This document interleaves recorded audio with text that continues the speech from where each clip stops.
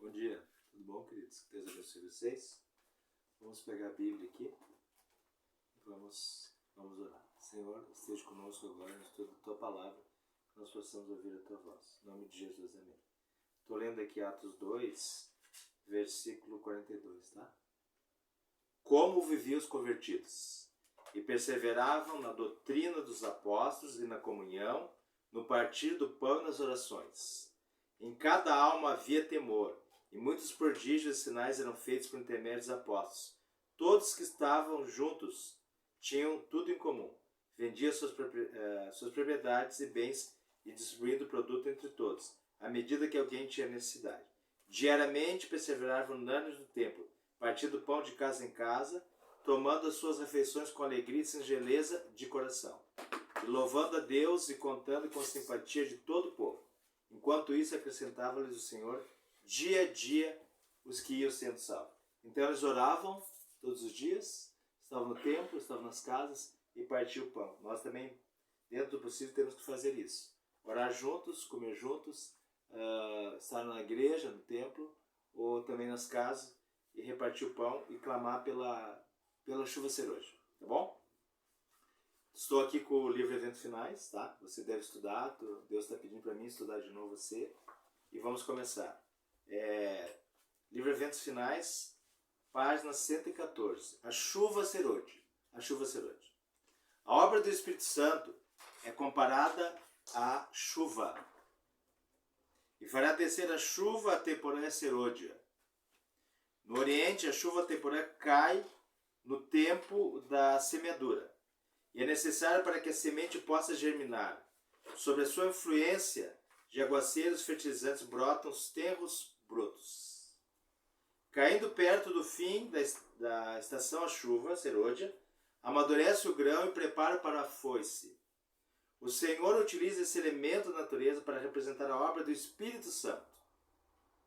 Como o orvalho e a chuva são dados primeiro para fazer com que a semente germine, depois para amadurecer a colheita, assim é dado o Espírito Santo para levar avante de um estágio para outro processo de crescimento espiritual. O amadurecimento do grão representa a conclusão do trabalho da graça de Deus no coração humano. Pelo poder do Espírito Santo, a imagem moral de Deus deve ser aperfeiçoada no caráter. Temos que ser completamente transformados à semelhança de Cristo. A chuva serôdia, amadurecendo a seara da terra, representa a graça espiritual que prepara a igreja para a vinda do Filho do Homem, vinda de Jesus, tá? Mas a menos que a chuva temporã haja caído, não haverá vida. A ramagem verde não brotará. Se a chuva temporã não fizer seu trabalho, a serôdia não desenvolverá a semente até a perfeição. Aplicações históricas à igreja como um todo. A chuva temporã no Pentecostes. Em obediência à ordem de Cristo, os discípulos esperaram em Jerusalém o cumprimento da promessa do Pai, do derramamento do Espírito Santo. Não ficaram ansiosos. Foi um registro que estavam, tem um registro na Bíblia que nós lemos, né? Que estavam sempre no templo louvando a Deus. Aqui está Lucas 24, 53. Ao esperarem os discípulos pelo cumprimento da promessa, humilharam o coração em verdadeiro arrependimento e confessaram a sua incredulidade. Os discípulos oraram com intenso fervor para serem habilitados a se aproximar das pessoas em seu trato diário, falar palavras que levassem os pecadores a Cristo. Deixando de lado todas as divergências, todo o desejo, supremacia, uniram-se em íntima comunhão com Cristo. Só depois de passar a existir união perfeita entre os discípulos, quando não mais lutavam pelas posições mais elevadas, foi o Espírito Santo derramado. O derramamento do Espírito nos dias dos apóstolos foi o começo da promessa da primeira chuva, ou a temporã. Glorioso foi o resultado. Até o fim do tempo, a presença do Espírito deve ser encontrada com a igreja verdadeira. Consequências da chuva temporã. Sob a influência do Espírito, palavras de arrependimento e confissão se misturavam com cânticos de louvor por pecados perdoados. Milhares se converteram num só dia. O Espírito Santo os capacitava a falar com fluência língua com as quais antes não tinham tomado contato algum. O Espírito Santo fez por eles o que não teriam conseguido obter sozinho em toda uma existência.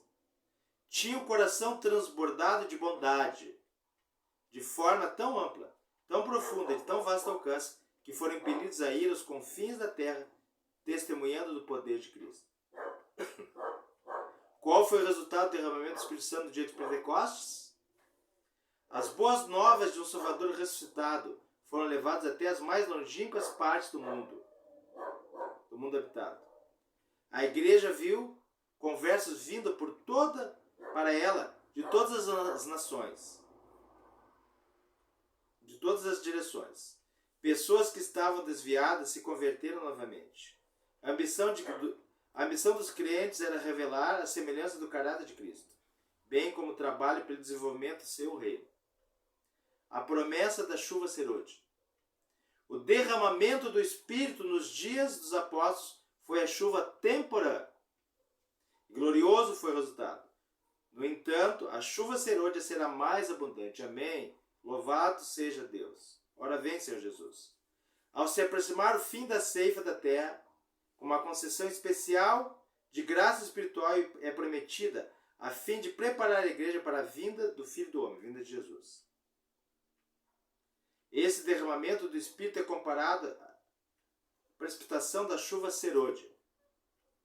Antes de juízo de Deus caírem sobre a terra, haverá entre o povo do Senhor tal avivamento da primitiva piedade, como não fora testemunhado desde os tempos apostólicos. O Espírito e o poder de Deus serão derramados sobre seus filhos. Amém. Essa obra será semelhante ao dia de Pentecostes. Assim como a chuva temporã foi dada no derramamento do Espírito Santo no início do Evangelho para efetuar a germinação das preciosas sementes, a chuva serôdia será dada em seu fim para o amadurecimento da seara. A chuva serôdia produzirá o alto clamor. Vamos passar para outra parte aqui? Isto. Nesse tempo, a chuva serôdia, ou refrigério pela presença do Senhor, virá para dar poder à grande voz do terceiro anjo e preparar os santos para estar de pé no período em que as sete últimas pragas serão derramadas. Ouvi que estavam revestidos da armadura falar sobre a verdade com grande poder, e isso produz efeito. Perguntei o que havia operado essa grande mudança. Um anjo respondeu: foi a chuva serôdia, o refrigério pela presença do Senhor, o alto clamor do terceiro anjo. Aplicação aos cristãos individualmente. Os poderosos efeitos das duas chuvas. Em nenhum ponto de nossa experiência podemos dispensar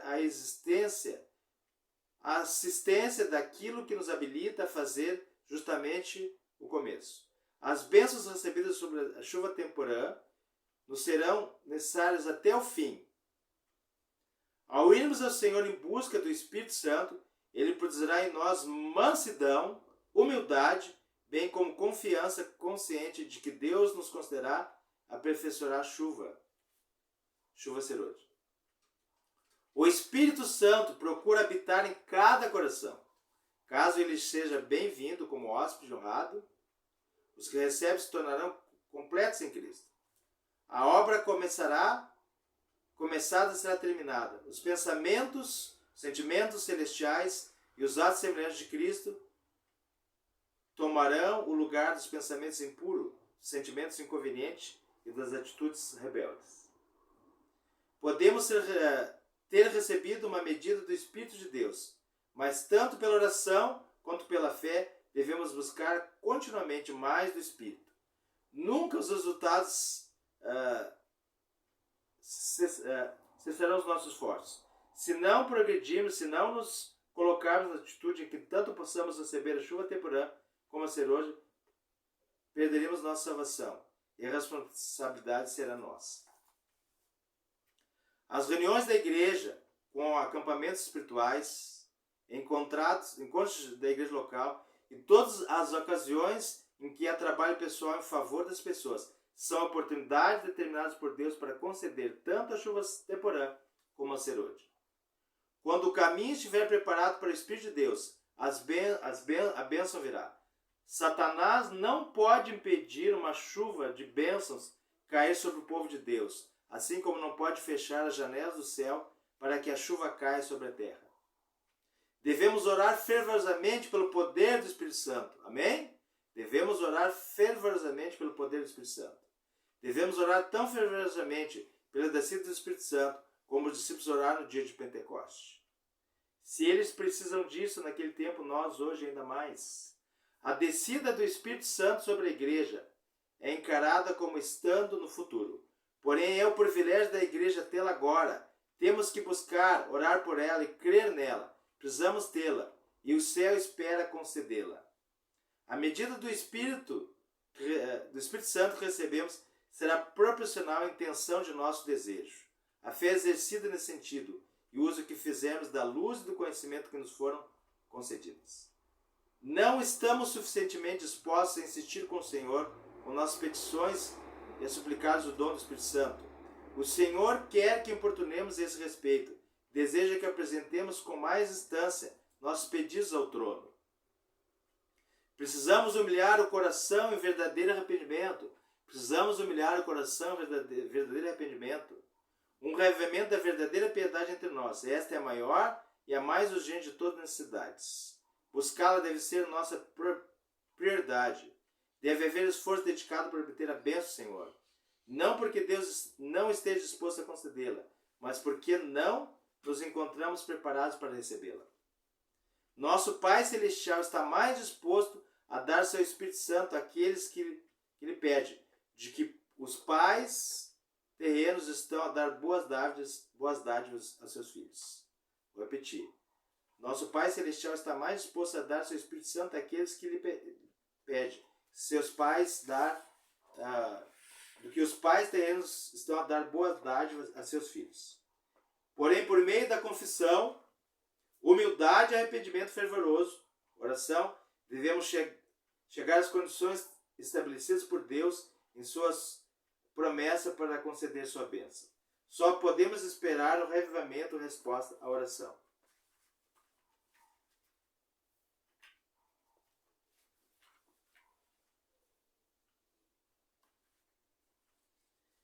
Digo-lhes que deve haver entre nós o revivamento completo.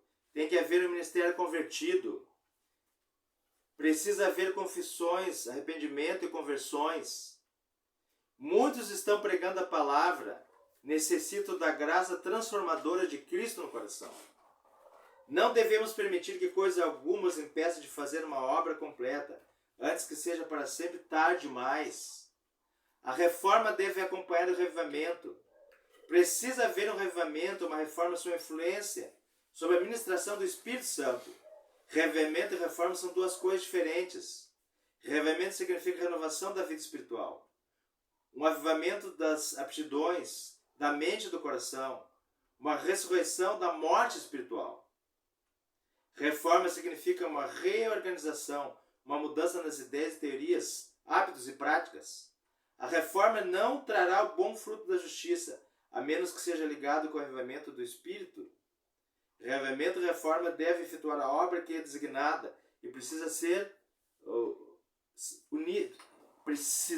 Precisam ser unidos para realizá-la. Deixar de lado toda contenda e dissensão. Quando os fiéis tiverem a presença permanente de Cristo em seu coração.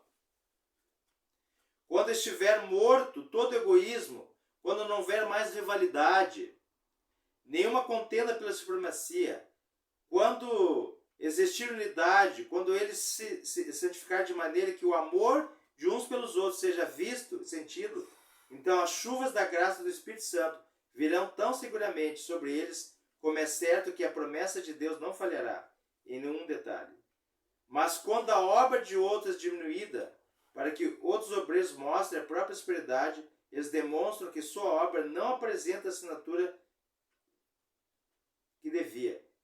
não pode abençoá-los.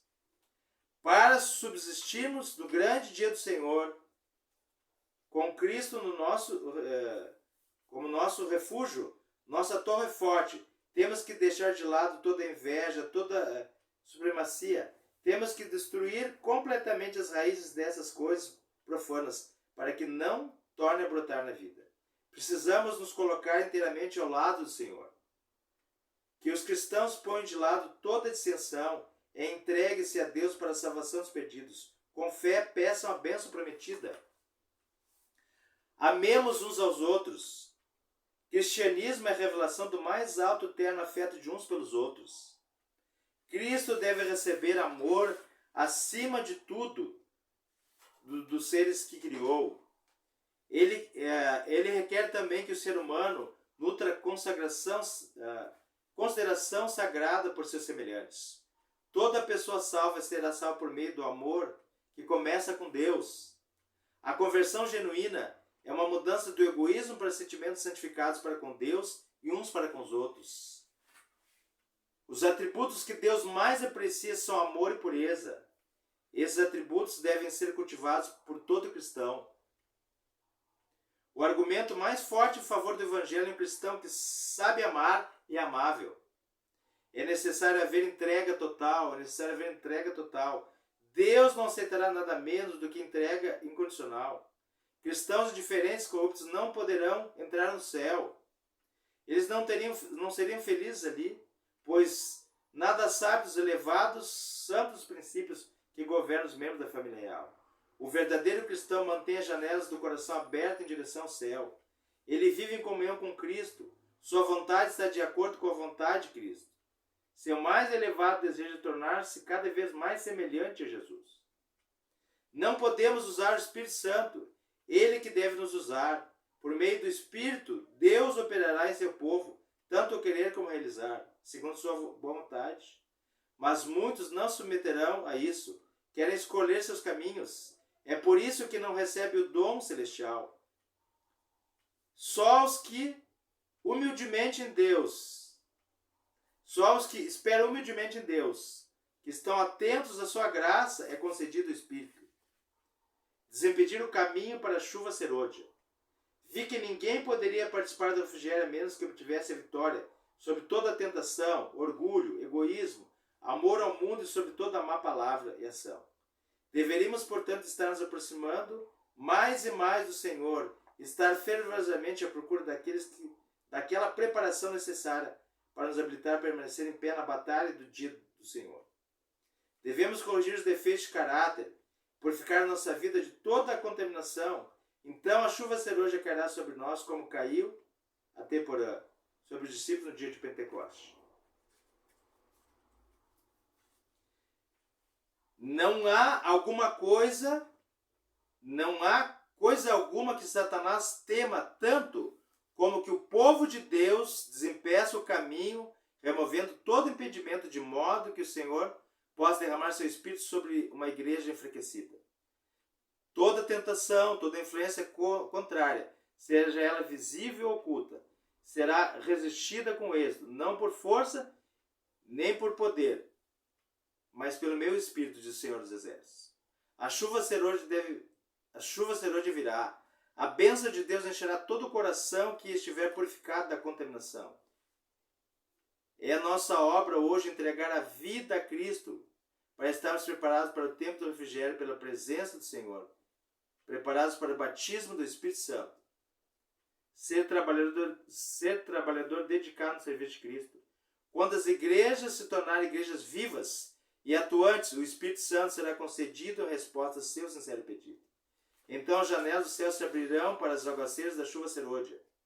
O grande derramamento do Espírito Santo, o qual ilumina a terra toda com sua glória, não ocorrerá sem que tenhamos um povo esclarecido, que conheça por experiência o que representa ser cooperador de Deus. Quando estivermos em consagração completa, de todo o coração, no serviço de Cristo, Deus reconhecerá esse fato por meio de um derramamento sem medida de seu Espírito. Mas isso não acontecerá enquanto a maior parte dos membros da igreja não se tornar cooperadores de Deus. Quando a praga praga da indolência e da preguiça tiver sido afastada da igreja, o Espírito do Senhor será manifestado generosamente. Generosamente. O poder divino será revelado. A igreja verá a atuação, providência do Senhor dos Exércitos. Manter o jarro limpo e com o lado certo para cima. Não precisamos nos preocupar com a chuva serôdia. Tudo o que temos que fazer é manter o jarro limpo e com o lado certo para cima. Estar preparados para receber a chuva celestial, orando continuamente. Que a chuva serôdia caia em meu jarro. Que a luz do anjo glorioso que se une ao terceiro anjo resplandeça sobre mim. Dá-me uma parte no serviço. Que eu também proclame. Que eu seja colaborador de Cristo. Assim busquemos a Deus. Permita-me dizer, nos está preparado todo tempo, concedido sua graça. A resposta pode vir com rapidez inesperada, ou poder irrevestível, ou pode ser adiado por dias, semanas, e nossa fé passar por uma provação. Mas Deus sabe como é e quando responder a nossa oração. Nossa parte da obra é nos colocar em contato com o canal divino. Deus é responsável por sua parte da obra. Quem fez a promessa é fiel. A grande e importante questão para nós é ser unido e ter o mesmo ideal, pondo de lado toda a inveja e malícia, como suplicantes humildes, vigiar e esperar. Jesus, nosso representante e líder, está disposto a fazer para nós o que fez para os que oravam e vigiavam no dia de Pentecostes. Não tem conhecimento nenhuma época específica em que ocorrerá o derramamento do Espírito Santo.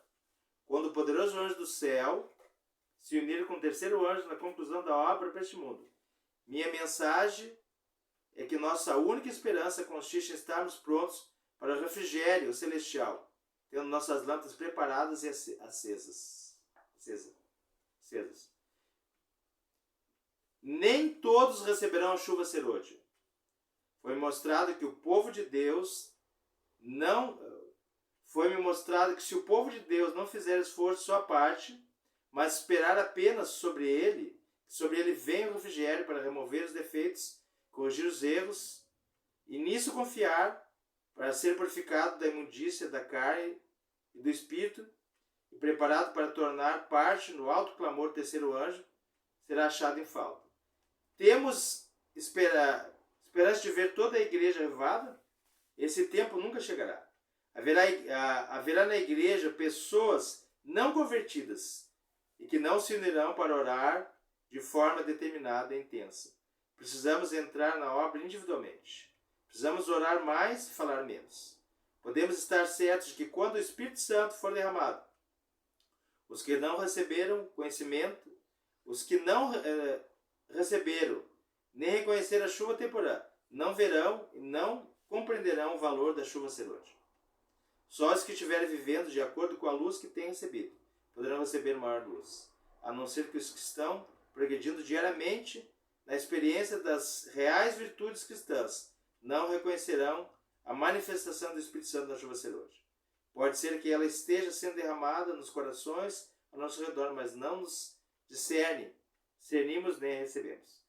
Aqueles que não fizerem esforço, mas esperam simplesmente que o Espírito Santo os force a ação, perecerão em trevas. Não devemos ficar ociosos sem fazer nada na obra de Deus. Queridos, último texto aqui então.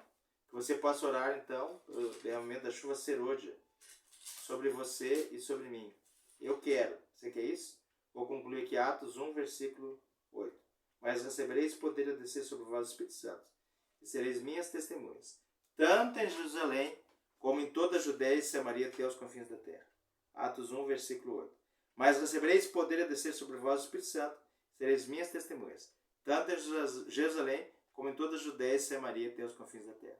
Querido bondoso Deus, abençoe os queridos ouvintes que estão ouvindo, que eles possam orar, jejuar, louvar e clamar pelo derramamento da chuva serôdia sobre a vida deles e a igreja deles, para que a obra final da mensagem falando sobre Jesus, a volta dele, salvação e vida eterna possa ser concluída. Que eles possam ler a Bíblia,